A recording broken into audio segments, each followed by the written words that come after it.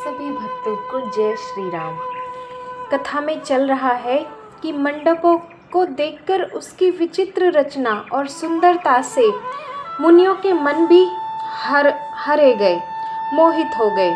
सुजान जनक जी ने अपने हाथों से ला कर सबके लिए सिंहासन रखे। उन्होंने अपने कुल के इष्ट देवता के समान वशिष्ठ जी की पूजा की और विनय करके आशीर्वाद प्राप्त किया। विश्वामित्र जी की पूजा करते समय की परम प्रीति की रीति तो कहते ही नहीं बनती। राजा ने वामदेव आदि ऋषियों की प्रसन्न मन से पूजा की, सभी को दिव्य आसन दिए और सबसे आशीर्वाद प्राप्त किया। फिर उन्होंने कौशलाधीश राजा दशरथ जी की पूजा उन्हें ईश के समान जानकर की, कोई दूसरा भाव न था। तदंतर अपने भाग्य और वैभव के विस्तार की सराहना करके हाथ जोड़कर विनती और बड़ाई की। राजा जनक जी ने सब बारातियों का समधी दशरथ जी के समान ही सब प्रकार से आदर पूर्वक पूजन किया और सब किसी को उचित आसन दिए।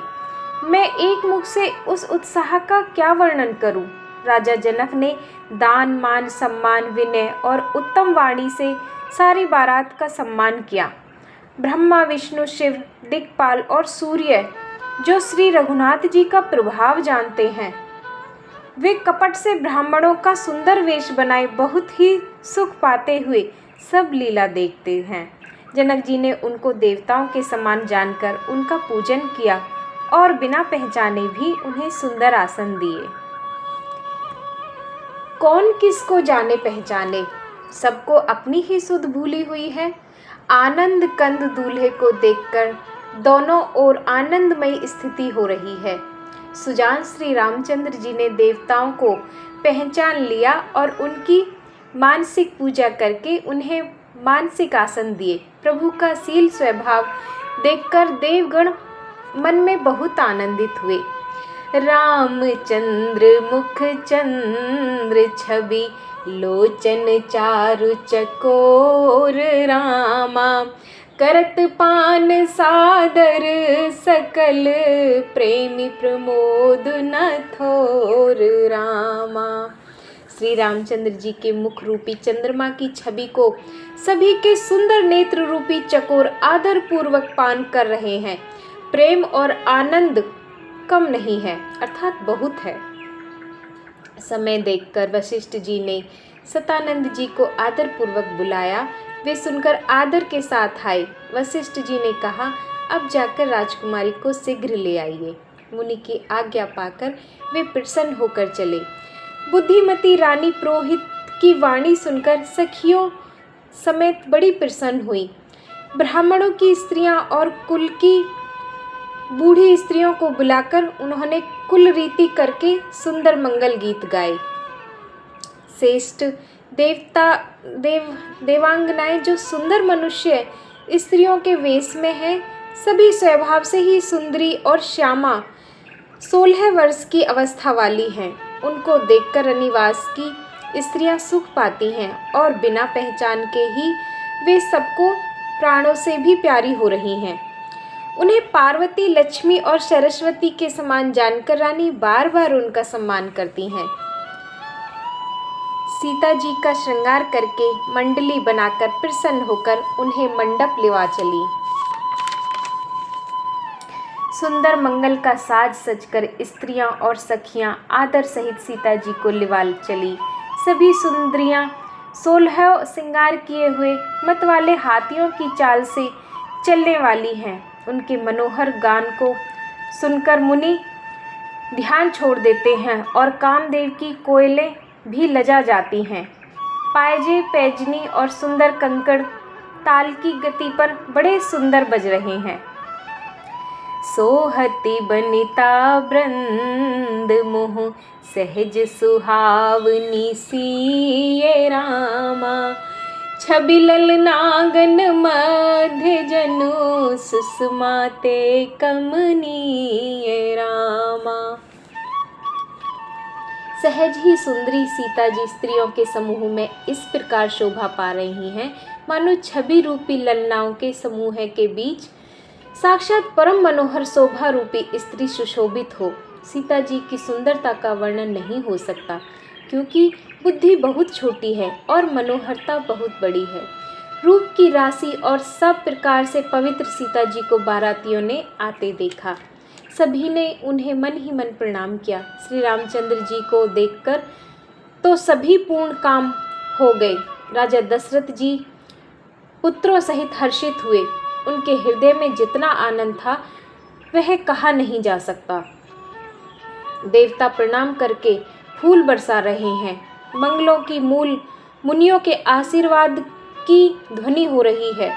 गानों और नगाड़ों के शब्दों से बड़ा शोर मच रहा है। सभी नर नारी प्रेम और आनंद में मगन हैं। इस प्रकार सीता जी मंडप में आईं और मुनिराज बहुत ही आनंदित होकर शांति पाठ कर रहे हैं। उस अवसर की सब रीति व्यवहार और कुलाचार दोनों कुल गुरुओं ने किए। कुलाचार करके गुरुजी प्रसन्न होकर गौरी जी, गणेश जी और ब्राह्मणों की पूजा करा रहे हैं, अर्थात ब्राह्मणों के द्वारा गौरी और गणेश की पूजा करवा रहे हैं। देवता प्रकट होकर पूजा ग्रहण करते हैं, आशीर्वाद देते हैं और अत्यंत सुख पा रहे हैं। मधु पर्क आदि जिस किसी भी मांगलिक पदार्थ की मुनि जिस समय भी मन में चाह मात्र करते हैं, सेवकगण उसी समय सोने की परातों में और कलशों में भरकर उन पदार्थों को लिए तैयार रहते हैं। स्वयं सूर्य देव प्रेम सहित अपने कुल की सब रीतियां बता देते हैं और वे सब आदर पूर्वक की जा रही हैं। इस प्रकार देवताओं की पूजा करा के मुनियों ने सीता जी को सुंदर सिंहासन दिया। श्री सीता जी और श्री रामचंद्र जी का आपस में एक दूसरे को देखना तथा उनका परस्पर का प्रेम किसी को लख नहीं पड़ रहा है।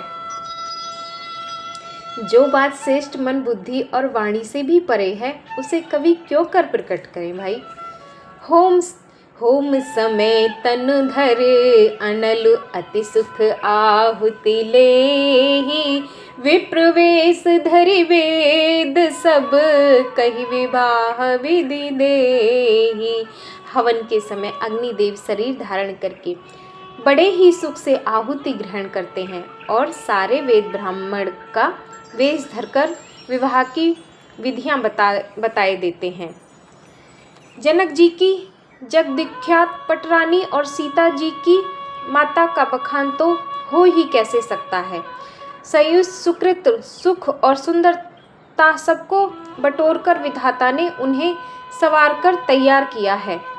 समय जानकर श्रेष्ठ मुनियों ने उनको बुलवाया। यह सुनते ही सुहागिनी स्त्रियां उन्हें आदर पूर्वक ले आईं। सुनैना जी जनक जी की बाईं ओर ऐसी सो रही हैं मानो हिमाचल के साथ मैना जी सुशोभित हों। पवित्र सुगंधित और मंगल जल से भरे सोने के कलश और मणियों की सुंदर परातें राजा और रानी ने आनंदित होकर अपने हाथों से लाकर श्री रामचंद्र जी के आगे रखी।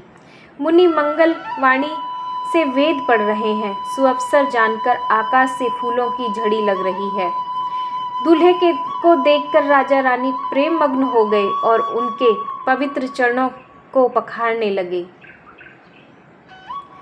लागे पखारन पाए पंकज प्रेम तन पुलकावली,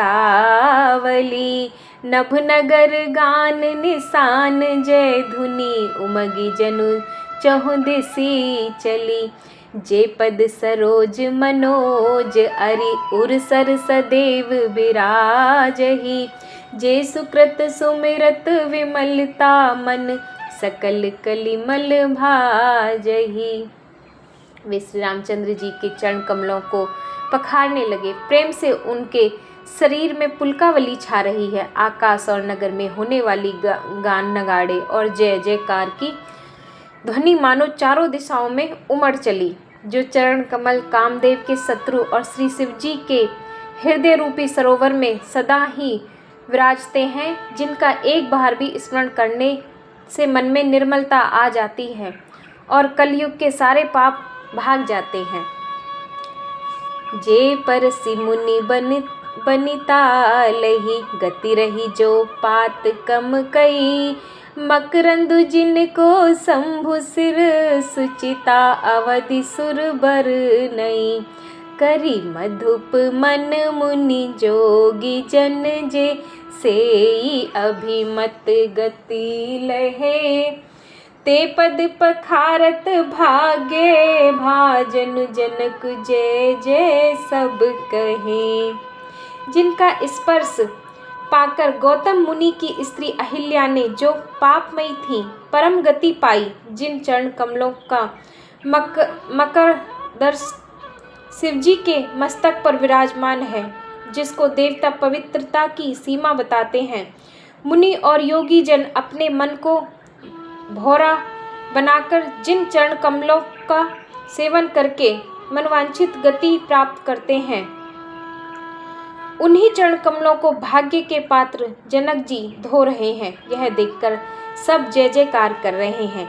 बर कुंवरी कर तल जोर सक, साखो चार दो कुल गुरु करे, भयो पानी गहनु बिलो की, विधि सुर मनुज मुनि आनंद भरे, सुख मूल दुलहु देखी दंपति, पुलक तन हुल स्योहियो, करी लोक वेद विधान, कन्या दानु नृप भूषण कियो, हिमवंत जिमि गिरजा महेशहि, हरि श्री सागर दई, तिमि जनक राम ही सिय समर्पी, विश्व कल कीरति नई, कयो कर विनय विदेहु, कियो विदेहु मूरति सावरी, करी होम विधिवत गांठी, जोर होन लागी भावरी। दोनों कुलों के गुरु और कन्या की हथेलियों को मिलाकर साखोच्चार करने लगे। पाणी ग्रहण हुआ। देखकर ब्रह्मादि देवता, मनुष्य और मुनि आनंद में भर गए। सुख के मूल दूल्हे को देखकर राजा रानी का शरीर पुलकित हो गया और हृदय में आनंद से उमंग उठा। राजाओं के अलंकार स्वरूप महाराज जनक जी ने लोक और वेद की रीति को करके कन्यादान किया। जैसे हिमवान ने शिव जी को पार्वती जी और सागर ने भगवान विष्णु को लक्ष्मी जी दी थी, वैसे ही जनक जी ने श्री रामचंद्र जी को सीता जी समर्पित की, जिससे विश्व में सुंदर नवीन कीर्ति छा गई। विदेह कैसे विनती करे, उस सांवली मूर्ति ने तो उन्हें सचमुच विदेह शुद्ध बुद्ध से रहित ही कर दिया। विधि पूर्वक हवन करके गठजोड़ी की गई और भावनाएं होने लगी। अब अगली कथा अगले भाग में। सभी भक्तों को जय श्री राम।